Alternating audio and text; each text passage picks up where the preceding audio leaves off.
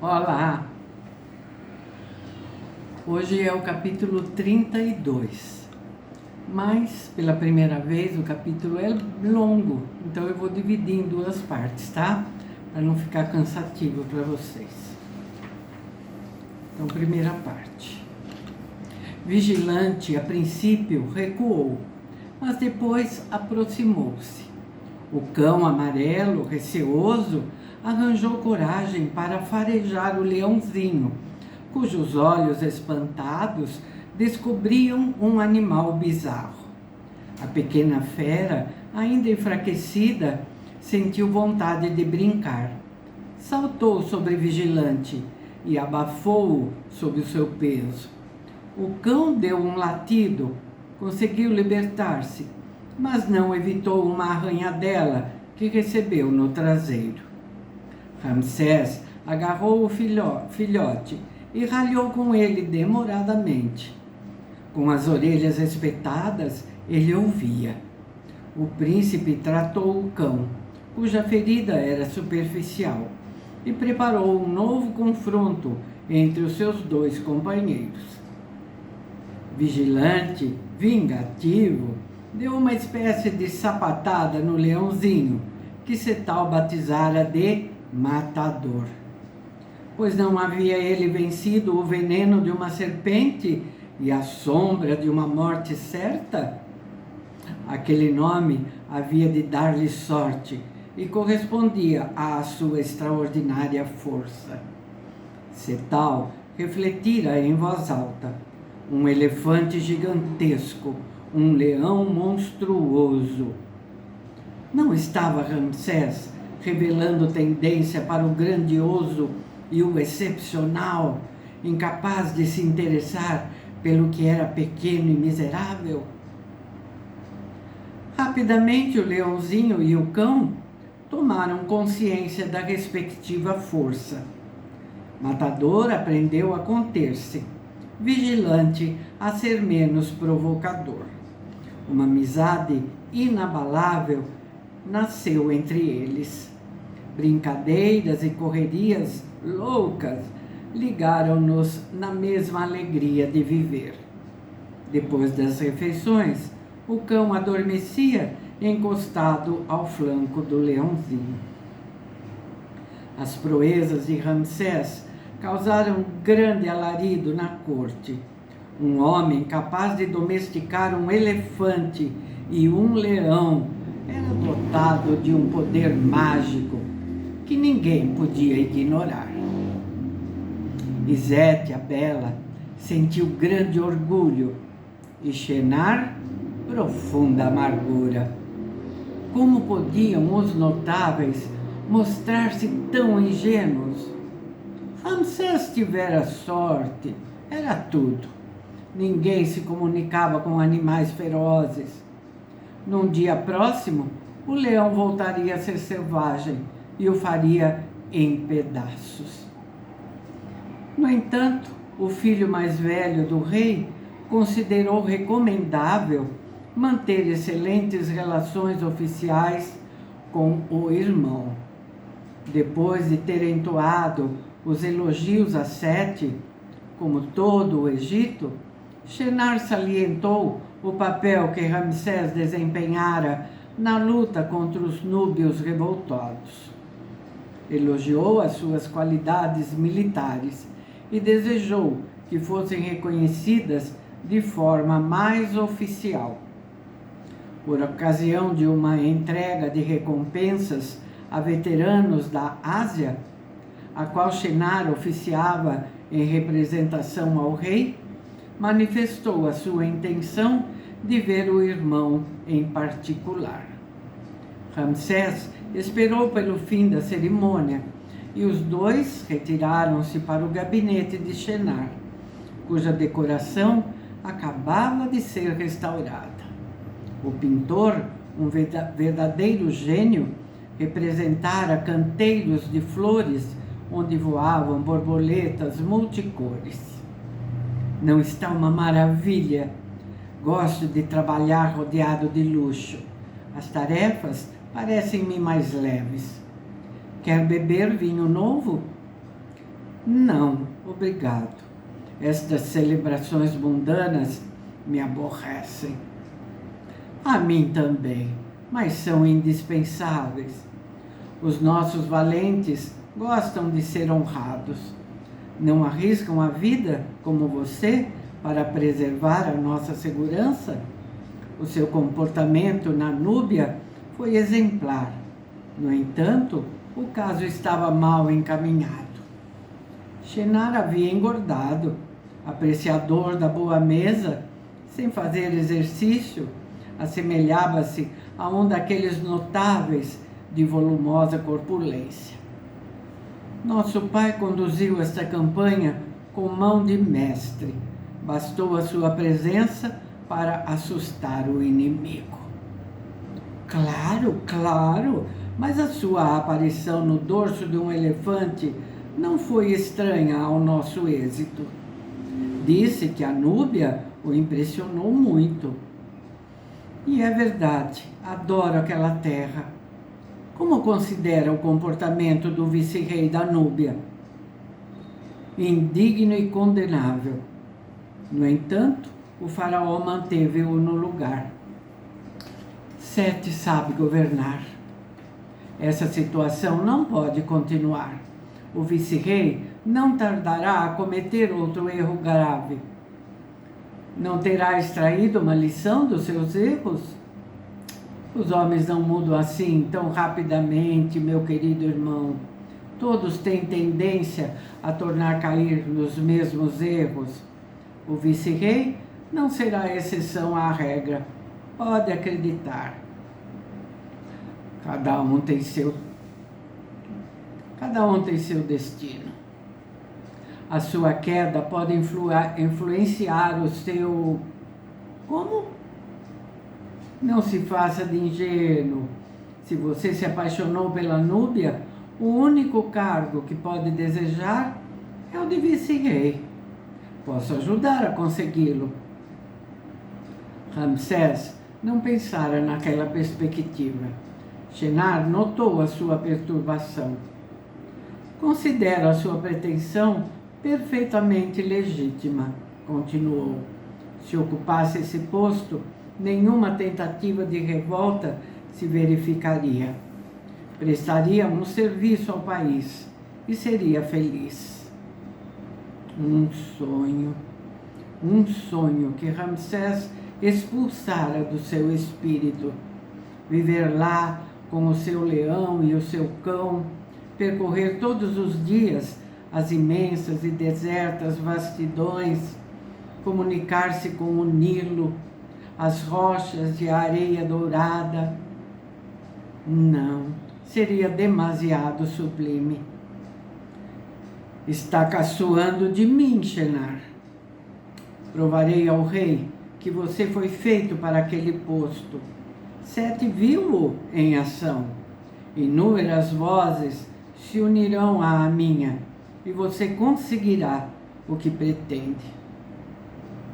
Faça como quiser.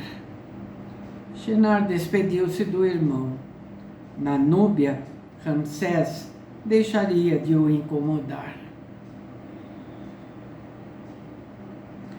Acha estava aborrecido. Em poucas semanas, esgotara as alegrias do trabalho administrativo que a hierarquia lhe confiara. A burocracia e os arquivos não lhe interessavam mais. O que lhe interessava agora era a aventura no terreno. Estabelecer contatos, fazer falar as pessoas de qualquer condição social, detectar a mentira, descobrir os pequenos e os grandes segredos, revelar o que tentavam esconder-lhe, eis o que o divertia.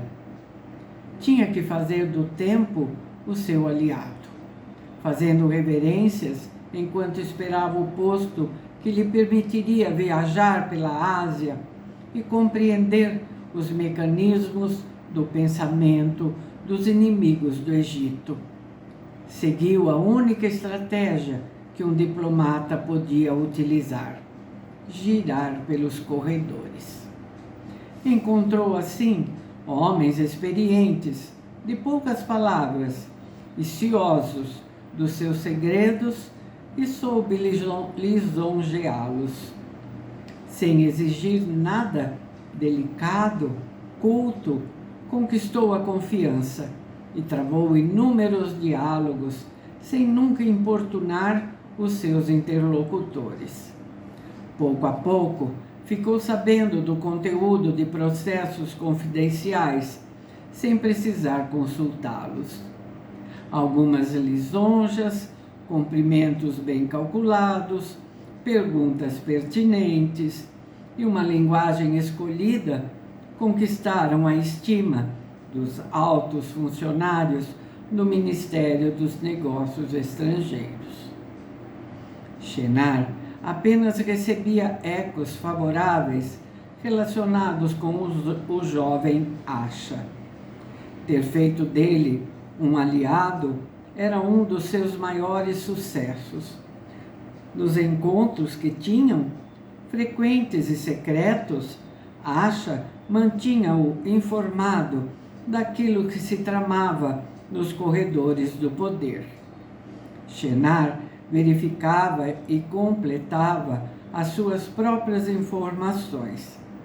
Dia a dia, preparava-se de forma metódica para o encargo de rei. Depois do seu regresso da Núbia, Sete parecia muito cansado. Diversos conselheiros preconizavam a nomeação de Chenar como regente, a fim de aliviar o soberano do peso de certas responsabilidades. Visto que a decisão fora já tomada e não deparava com nenhuma oposição, por que demorar mais? Habilmente, Chenar segurava o jogo. Afirmava que a pouca idade e a sua inexperiência ainda traziam desvantagens. Era necessário confiar na sabedoria do faraó. Ameni voltou ao trabalho. Curado de um ataque de gripe que o prendera ao leito, fazia questão de provar a Ramsés que as suas investigações não tinham sido em vão. Um trabalho excessivo minara a saúde do jovem escriba, mas retornava ao trabalho com a mesma dedicação, desolado pelo serviço atrasado. Embora Ramsés não esboçasse qualquer censura, Ameni sentia-se culpado. Um dia de repouso parecia-lhe uma falta imperdoável. Vasculhei todas as lixeiras e consegui uma prova, afirmou a Ramsés. Prova não será um termo exagerado? 2 fragmentos de calcário que se ligam de forma indiscutível. Em um, a referência à fábrica suspeita. No outro, o nome do proprietário. Infelizmente, quebrado, mas que termina com a letra R. Esse indício não acusará Chenar? Ramsés quase esquecera a série de dramas que precedera a sua viagem à Núbia. O palafreneiro, o carreiro, os blocos de tinta falsificados. Tudo isso lhe parecia muito distante e pouco digno de interesse. Merece felicitações, Ameni, mas nenhum juiz consentirá em abrir um processo com tão pouca coisa. O jovem escriba baixou os olhos. Receava essa resposta. Não podemos, pelo menos, tentar? seria um fracasso garantido. Descobrirei mais coisas. Será possível? Não se deixe enganar por Shenar. Se ele conseguir nomeá-lo vice-rei da Núbia, é para se desembaraçar de você. As suas perversidades serão esquecidas e ficará com o campo livre no Egito. Tenho consciência disso, Ameni, mas adoro a Núbia. Você virá comigo e descobrirá uma região sublime, longe das intrigas e da mesquinhez da corte. O secretário particular do príncipe não respondeu, convencido de que a benevolência de Shenar ocultava uma nova armadilha. Enquanto permanecesse em Mênfis, não desistiria de perseguir a verdade. Olha, então falta um outro tanto desse capítulo, então eu vou deixar por aqui hoje, tá bom? Ficou assim meio curtinho, mas é melhor do que eu me estender e deixar um capítulo muito longo, tá bom? Vamos aproveitar, lembrar os recadinhos? Deixar o like. Se você não é inscrito no canal, clica ali e inscreva-se, não custa nada, não é? Ah, um detalhe, tem um sininho ali do lado, aquilo é para ativar as notificações. Então, quando você clica nesse sininho, você recebe do YouTube toda vez que um vídeo é postado aqui no canal. Aí você não perde, né, nenhuma leitura. Outra coisa importante, compartilhe o canal, conta para as pessoas que ele existe. Nós já temos vários livros aqui lidos na playlist. Acessa, a pessoa acessa, ela escolhe o livro que ela quer ouvir. Tem livros maravilhosos, todos eles. Escolhidos a dedo. Tá bom? Então são esses os recadinhos, tá? Volto no próximo vídeo para a gente continuar esse capítulo. Tá bom? Até lá então. Muito obrigada pela companhia.